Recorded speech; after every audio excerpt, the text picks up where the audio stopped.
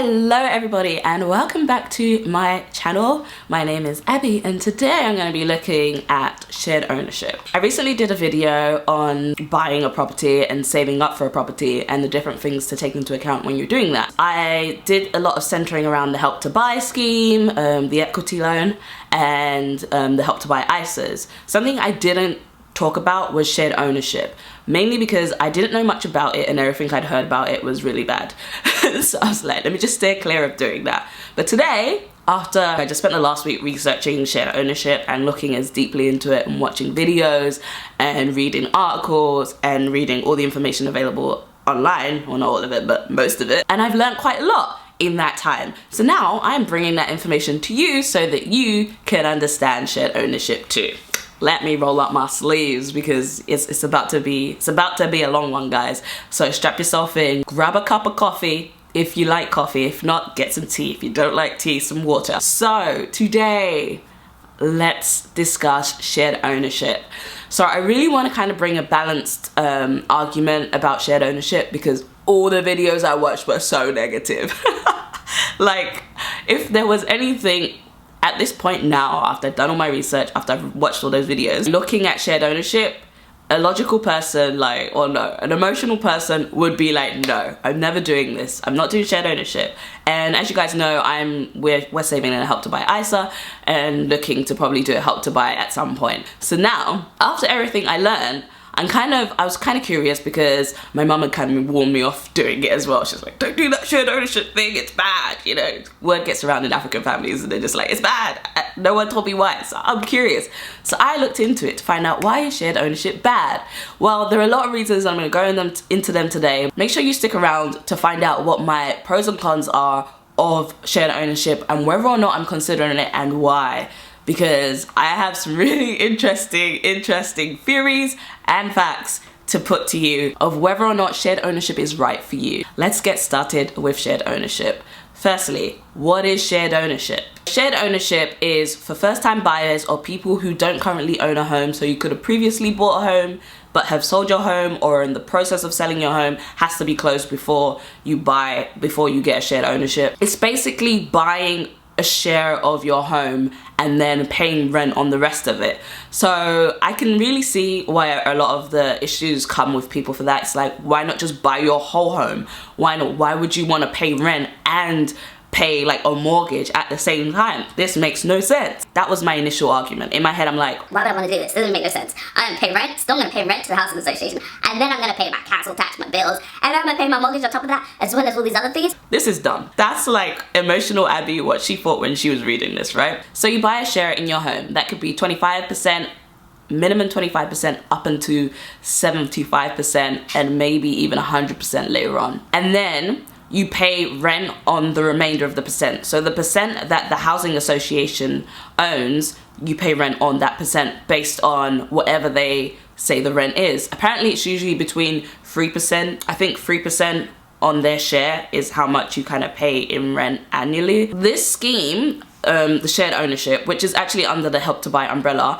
is only for people who are earning an income of, in the UK, an income of less than £80,000, and in London specifically less than £90,000, a combined household income, not just one person. So two of you with your 80 grand a year income cannot come and be like, okay, I want to buy a house. This is not gonna work. You will not be eligible for the shared ownership program. Deposit. How does a deposit work with shared ownership properties? A deposit can be anywhere from 5% upwards on a shared ownership property, but it would be on the share that you own, not on the total. So if you're doing a Help to Buy equity loan scheme, you would be putting down minimum 5% down on, say, a property of 400,000, yeah? So you're putting down £20,000.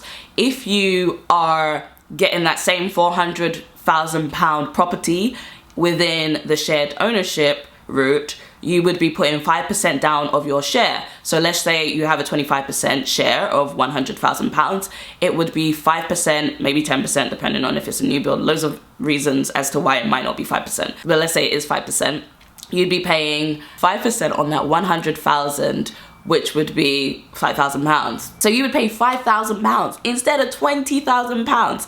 That is actually wild. Like, that's a huge difference. £5,000, £20,000. So where this becomes now like case by case for each person, whether or not shared ownership is for you, you look at which one can I afford? Which one do I want to put into a home? What are my future plans? There's so many things to look at whether this would work for you or not, because it might not work for you. So with shared ownership, you don't have to buy a new build like with the Help to Buy. Shared ownership covers basically any property that has a shared ownership mortgage attached to it. With shared ownership properties, you don't have to buy a new build. So it's whatever is under the shared ownership property list. So it could be properties that are being resold that were previously shared ownership. So you actually don't have to have a new build. To be eligible for shared ownership, you need to be over 18, you need to have a good credit score, and you need to have no rent arrears or mortgage mispayments.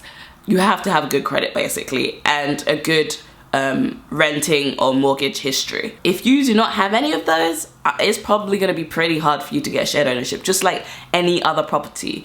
But there are other situations where shared ownership is more beneficial or easier to get into than owning a property outright. So now let's talk about the fees. I know this is the one that like a lot of people are waiting for. There are 3 fees that you have to pay. You have to pay your rent to the housing association. You have to pay your service charge also to the housing association or whoever owns the building, and you have to pay your ground rent. Those are 3 fees that are visibly seen. So when you're looking at properties on certain websites, you can see how much the rent is. They should tell you that.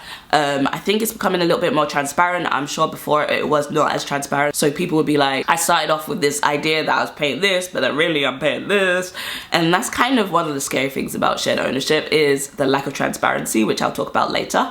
So do stick around for that. So the rent of shared ownership is based on the share that the housing association owns of your property. And that is usually, as I said before, 3%.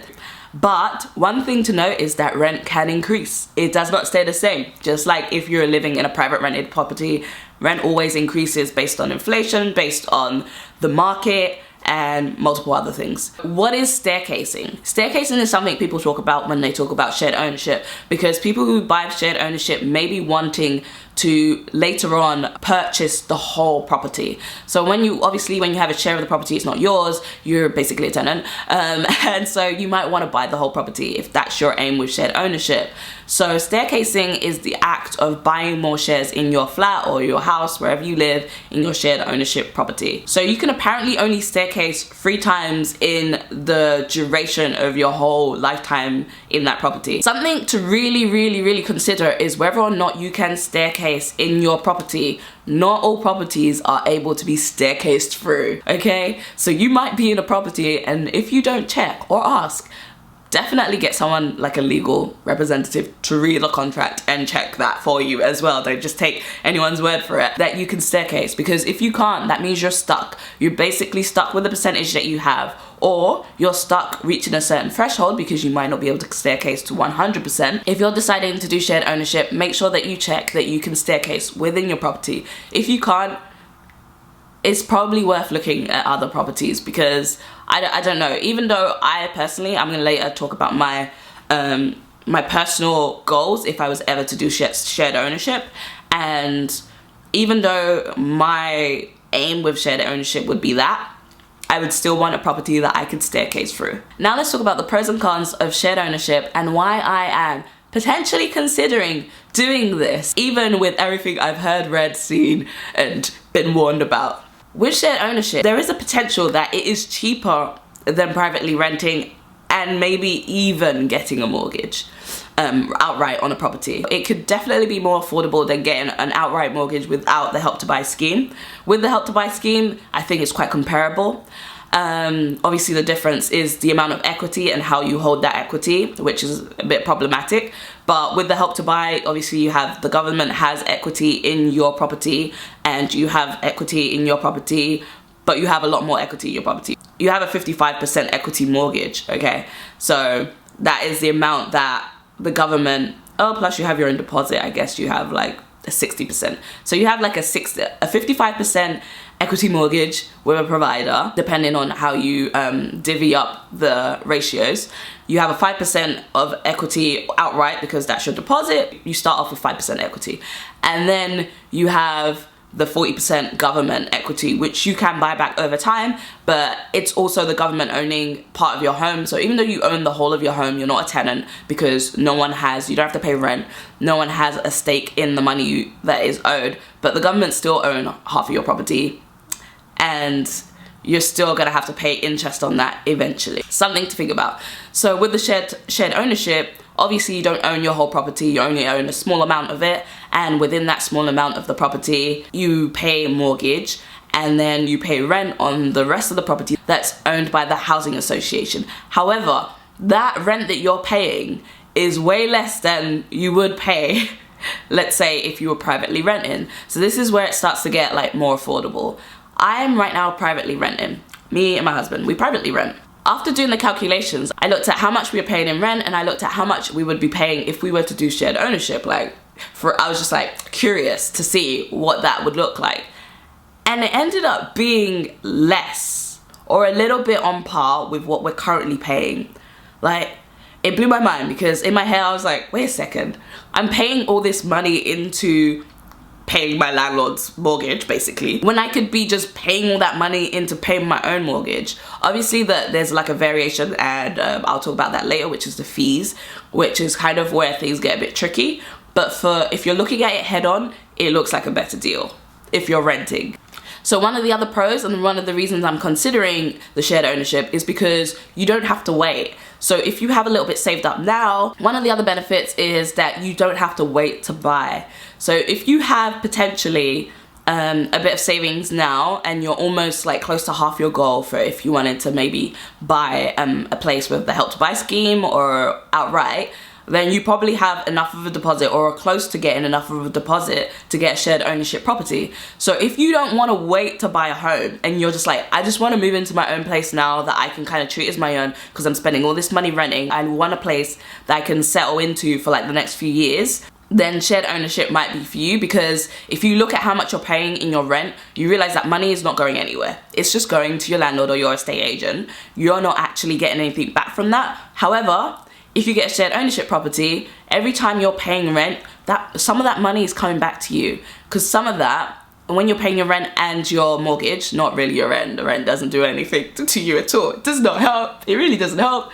But when you're paying your mortgage, that is equity that you are getting back every time you pay your mortgage. So you're technically building equity in a property, even though it's not a lot, and even though the equity that you have a mortgage for is not a big, huge amount. However, this plays quite an important part when I was looking at whether or not this would be right for me. One of the other pros about shared ownership is more flexibility later on if you decide to move.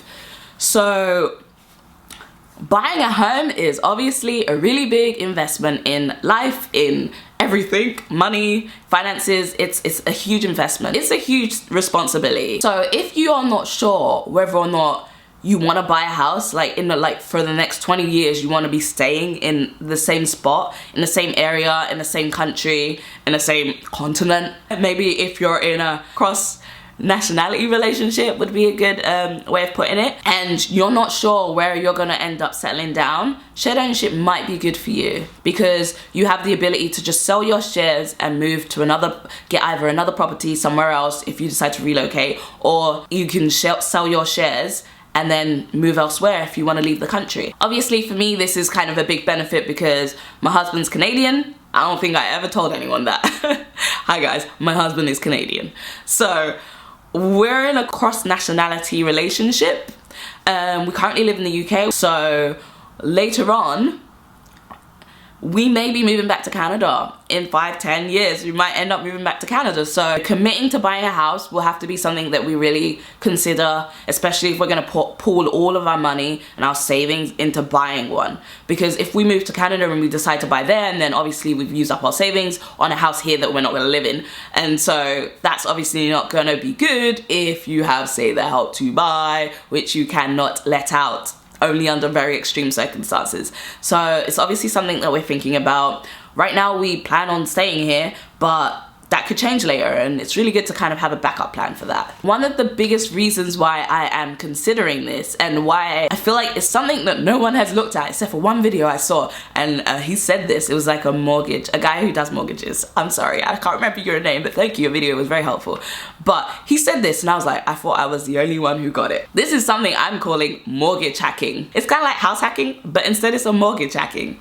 So now I'm going to talk about mortgage hacking and how to do that. The general idea of this and how I kind of thought about it was that I was really curious about how much equity I would have in a place in 5 years, because like 5-year plan. If we get a place, we're probably gonna live in it for 5 years and then we're gonna probably start to outgrow it. Maybe even a little bit less than that.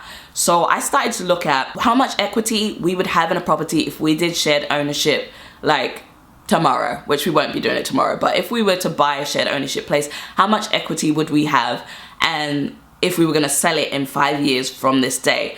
And what I found out was that if we had 100,000 in equity at a 4%, maybe, probably somewhere between 3 and 4%, I put the interest at, because I've heard that you can get really bad deals on interest with mortgage lenders. So I thought it was important to kind of equate for that. And then I looked at how much equity we would have in the property in 5 years from now, and the equity was somewhere around just under £12,000. So Abby in her head was thinking, if we resold our property at the 5-year point, we would get back £12,000 in equity. Like, that's how much we have, that's how much we'll get back. Having a shared ownership property can help you build a bigger deposit for buying a property later on. So like, say you were paying rent and your mortgage every month for the next 5 years, you would be gaining equity in that property. When you sell that property, equity will be yours. That money will be yours now as a bigger deposit to put towards another place. And now you're thinking in your head, but why don't I just save my money? Because I'm paying rent, I'm paying fees and rent. That doesn't make sense to have a shared ownership property, pay fees and rent and mortgage, and then only to just get either a help to buy or a property outright. Well, the thing is, think about this. If you're privately renting right now, this doesn't work if you live at your parents, okay? I'm just telling you, if you're living at your parents, this is not gonna make sense for you. If you're privately renting, however, so you're a couple like me and my husband, as I said earlier on, the money you're putting into your rent is nothing. It's not doing anything for you. It's not building anything for you. If you were to find a shared ownership property that costs the same amount as your current rent does, that would be equity you were building for exactly the same amount, and you would get that money back for free. Like, in my head was blown. I feel like it's too good to be true. So if you figure out where the equation is wrong, please let me know in the comments below, because I just need one person to burst my bubble so I can really like come back down to reality with this thing. I'd rather put like 1,000 whatever pounds into a mortgage, rent and fees for a new build property, because we're looking for a new build. We're looking for a new build. A new build property that is double the size of my current property that I'm renting for the same amount, and then get equity and then get the money back to put into a deposit later on. So you'd be paying rent anyway, so why not just repurpose that? But you have to have a plan for this. Like, you can't just going, oh yeah, I'm just gonna get a shared ownership property. It's still a mortgage. You still have to pay rent, you still have to pay fees. If you miss payments, that is gonna ding your credit so badly that it's gonna be so hard to recover. So really think about this. My credit score is pretty good. Okay, I check both my Equifax and my Experian credit scores regularly every month. I make sure I write down what that score is to see if it has increased or decreased and how it's changing over time. I'm not trying to flex out here, but my credit score is really good. At least my Experian credit score is like excellent. I'm sorry, I'm just so proud of myself because I worked on it. So yeah, so my credit score is really good. So I'm more likely to like get an okay mortgage. I could do it. But if I was to miss any payments now, and if I was to maybe not pay my rent, anything like that, which I've never done before, and I don't see how anyone could ever let it get that way. I mean, I can see like bad things gonna happen, but that's why you gotta save money, gotta have an emergency fund, make sure that you're protected. If I were to miss a payment, that would destroy my credit score, like instantly. So I might make a video about credit scores if you guys are interested. Let me know. If you are gonna try and do this mortgage hacking, you have to look at the fees you're gonna be paying. Make sure you look into how much those fees are, how much they can go up by.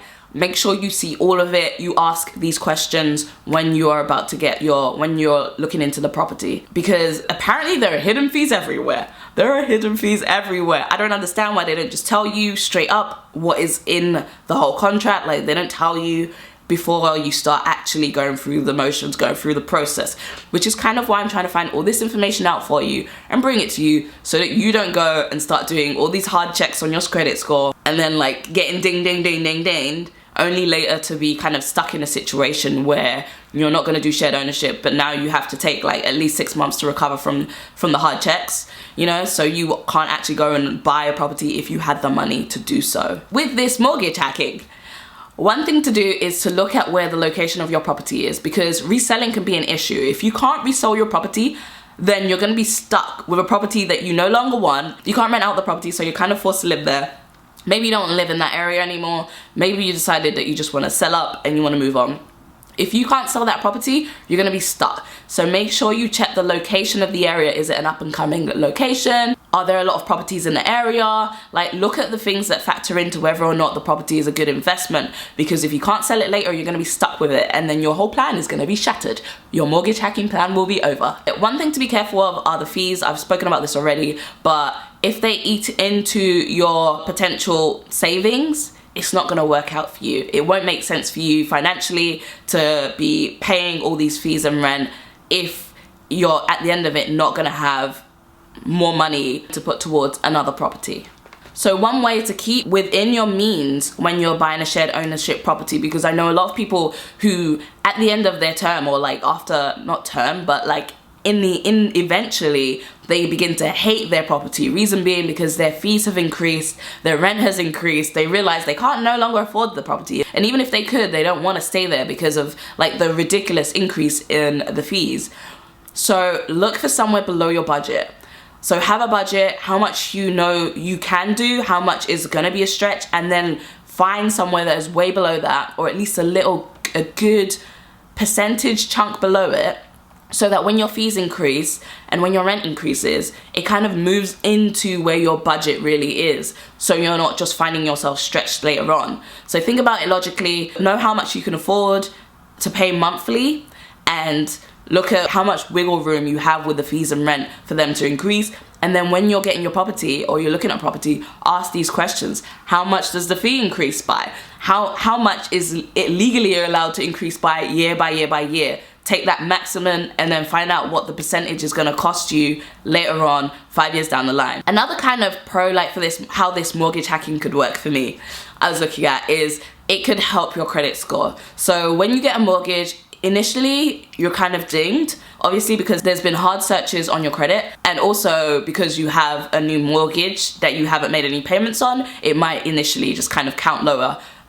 so bring your score down a bit. However, as you start to make your payments, if you don't miss a payment, this could increase your credit score. So like, let's say in about 6 months, when that hard search is removed and you've done 6 payments back to back to back to back, you're never late, you never miss a payment, everything is, all your balances are clear, then your credit score will start to increase. So if you maybe don't have, like, you have a goodish credit score, an okay credit score, and you do want to buy a place, but you know you can't get a place because of your credit score, maybe you can get a shared ownership mortgage and then use that to build your credit. As long as you know you can afford it, please do not buy anything you cannot afford, because you're going to be in such a worse off position than you are now, and it's not worth it. It's never worth it. So it might just be easier to prove to lenders later on, after maybe 5 years, which is kind of like my 5-year plan, 5 years of doing shared ownership, it might be easier to prove to lenders that now you're a reliable borrower. You know, you're reliable to lend to, and you pay on time, you have a mortgage, you can prove your history for the last 5 years, you've never missed a payment, and your credit score is looking crisp, it's looking good, it's looking fly. And so that's gonna work in your favor later on, if that's the case. So that's kind of like my plan for shared ownership if I were to ever do this. There's some other pros to this that I've found personally that might also work in your favor, so it's something to consider. With shared ownership, having a lower amount that you need to put down as your share, obviously, in your deposit, all of that can really be helpful if you are maybe not meeting the income requirements for a place that you want right now. So let's say that you want a really nice new build. That new build costs like £400,000 to £600,000 in London. Maybe the income requirement for that is really high, because obviously you're trying to buy maybe 80% of that, or if you're using Help to Buy, maybe like 55% of that. So you're trying to get that kind of mortgage, and you need a certain amount to get that mortgage. Now having the smaller deposit and the smaller amount that you're needing to lend from the bank, from whoever's doing your mortgage, that means that the income requirement has now changed, obviously, because it will be based off of your share amount rather than based off of the whole property. So maybe if you're in a lower income bracket and you know that you're going to be in a rising income bracket in the future, getting shared ownership might be helpful for you now, so you can save towards buying a place later on outside of the shared ownership. And it also might help if maybe you're looking to buy a loan. So as couples, getting a mortgage, if you get a joint mortgage, it's based off your household income total. However, if you are alone, it's based off of just your amount. For example, if you're earning 40,000 a year and you want to get a loan for a property outright or with Help to Buy, you have to earn a certain amount to do that. And depending on the size of the property, you want the amount that the property costs. However, you might not meet that income requirement alone. However, if you were in a couple and you were married, or you were getting a mortgage, the two of you could afford that if you were both earning 40 grand, right? So it's kind of unfair, and it's really upsetting, and it's unfair for people who are single, who are still earning a pretty good living, and they cannot afford to buy a house based off of that amount. If you get shared ownership and you now buy with that smaller amount, that 40,000 alone, you can definitely afford your share of the shared ownership property, and you could do the mortgage hacking, and you could keep paying that until maybe 5 years, and then you resell your property, take your equity and your money, and you go and put that into a down payment for a property. Maybe by then you would have met someone, maybe by then you're earning even more, and you can put that together to put towards a bigger property or a similar property, but that you can completely own on your own if you don't want to staircase or stay within the shared ownership. You know, maybe the fees are getting too high. One thing to consider if you want to do shared ownership is that if you're self-employed, you need to provide 3 years of accounts. This is what I've heard. 3 years of accounts if you want to buy. So one thing to think about is maybe you and your husband are self-employed. However, maybe you're deciding for a career change. Maybe you're like, I think I'm gonna go and do full-time work for I don't know, however long you want, or forever, if you have to. Maybe you're deciding to move out of self-employment. If you are not self-employed, usually to get a mortgage, you need 3 to 6 months proof of statements of your incomings and outgoings. So maybe if one of you decide to go into full-time employment without having to do the 3-year kind of stint, you could potentially have only one person on the mortgage with just their income, because the total share mortgage price is so low in comparison to if you were trying to get a whole property.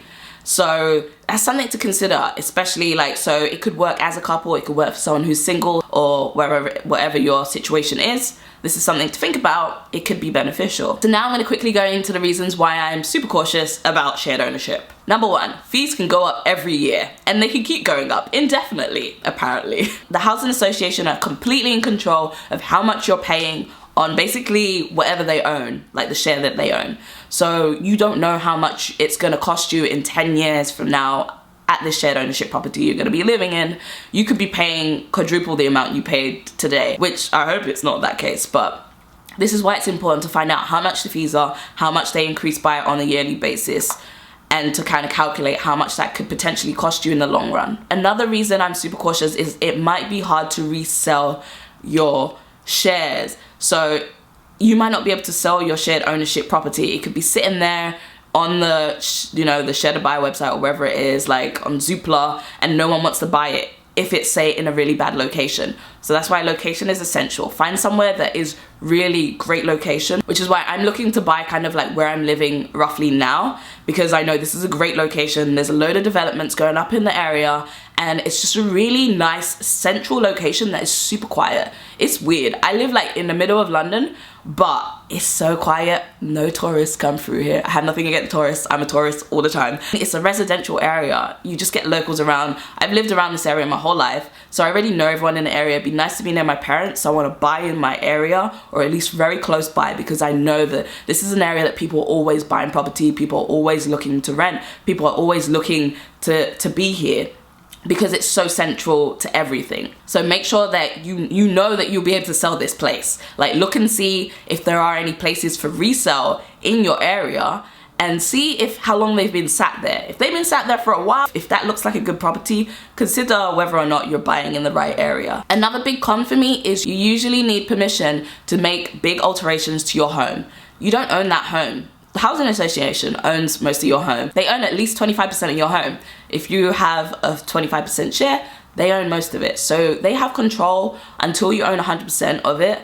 They have control over like any kind of big renovations you want to do. You can't do them, most likely. But you can decorate the home, you just can't do any huge alterations without their permission, which I honestly think that in the most cases, if it's not going to bring up the value of the property, which most things do, like who does anything that's going to damage like the value of the property? But I guess if it's not going to really improve the property, and if it goes against, maybe there are some like regulations, they're not gonna let you do it. So that's something to consider. And one of the biggest things that really turns me off of this shared ownership is that it's not very transparent. I've done so much reading, hours and hours and hours, and still I feel like I don't have enough information on what it is about, on what the actual terms and conditions are. Like even after reading, I'm still a bit hazy about a lot of things. So that is why I decided to go to the London Home Show. I have booked my ticket for the London Home Show in March, and I'm gonna go there, and I am gonna go with a list of questions, and I'm gonna write under all those questions. When they answer me, I'm gonna go away. Every time I ask a question, I'll ask a lot of different places to make sure I get like really solid information. I'm gonna write it down. I'm gonna get receipts and sheets on all the information to do with shared ownership, because I'm really curious to see how this will work. I really want to know the ins and outs of it. I want to know like all that hidden stuff that people have been complaining about. I really want to see like all the fee breakdowns. I want to know how much they can increase your rent by. If you have a question about shared ownership that you want me to ask these people, experts, apparently they have Ask the Expert Q&A. So if you want me to ask the experts about shared ownership, you have any questions that you can't find the information on online, write it down below and put hashtag Q&A, and I will take it to the home show and I will ask your questions, make a video with all their answers on what the deal is. We've come to the end of my video. Sorry, if you've stuck around this long, you are the real MVP once again. Thank you so much to all 5 of you out there who are watching this video. I appreciate it. I really do. I honestly do. So it's been a kind of interesting journey starting this channel, and I feel like I've already learned a crazy amount in the first month of making videos on this channel. I'm at 4 videos at this point, and it's been really cool. I'm loving it. I'm really feeling kind of inspired by the channel, inspired by myself, inspired by you guys, and it's kind of interesting to just talk to people more about this. So thank you so much for sticking around and listening. If you have any questions, feel free to write them below. Don't forget to thumbs up this video. I'd really appreciate it. I'm really interested in bringing you more content about things that are happening around. Ooh. Like cool things that maybe you can look into if you're looking to buy a home, if you're looking to invest, if you're looking just in general to save more and budget. So I'm going to be starting to make more content around that, because this is why I started the channel. But home buying has just been on my mind right now, so I really just wanted to bring that information to you while it's all still fresh in my head, because I've been doing a lot of research. Are you planning to do shared ownership? Do you want to do shared ownership? Do you have any reservations? So I'm really curious to hear where you guys are at with housing. And I will see you next week for another video. See you next week, guys. Bye. I'm so tired. I hope I didn't miss anything. If I did, I'm screwed. I'm screwed because I'm not filming again. I might do little inserts if I forgot anything, because I'm sick right now. I'm like really sick.